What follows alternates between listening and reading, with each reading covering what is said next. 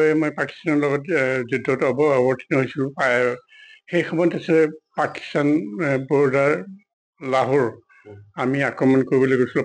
সেই পাঠানকোটত আছিলোঁ। সেই সময়ত মোৰ পষ্টিং আছে ফিৰোজপুৰত আছিলোঁ। বৰ্ডাৰৰ পৰা আহি মই পাঠানকোটলৈ আহিলোঁ। পাঠানকোটত লাহোৰৰ হেৰিয়াত তেতিয়া আমাৰ ফায়াৰিং হৈছিলে, হেৰিয়াত এয়াৰক্ৰাফ্ট ফায়াৰিং হৈছে, তাত বম চম দিছিলে।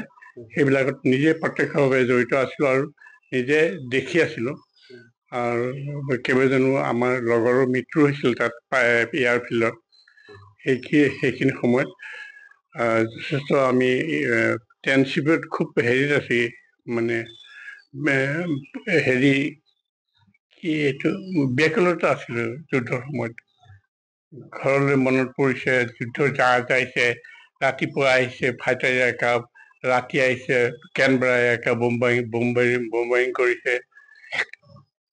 আৰু সেই সময়ত আমাৰ অসমীয়া ল'ৰা 3জনমান আছিলোঁ, একেলগে আছিলোঁ। কিন্তু যুদ্ধৰ সময়ত ইয়াৰ কথাতে মনত পৰি থাকে যে এই আহিব, এতিয়া এই বোম্বাৰিং কৰিব, এই গুলি কৰিব, এই ৰকেটিং কৰিব, সেইবিলাকেই চিন্তাতে আমি মানে ঘূৰি ফুৰোঁ আৰু কোনো ঘৰৰ কাৰণেও চিন্তা কৰিব নোৱাৰি। সম্ভৱতঃ পাৰি এতিয়া যিটো পৰিস্থিতি এতিয়া হৈছে, সেইটো পুৰা সম্ভৱ। এতিয়া মকড্ৰিলৰ ব্যৱস্থা কৰিব লাগে।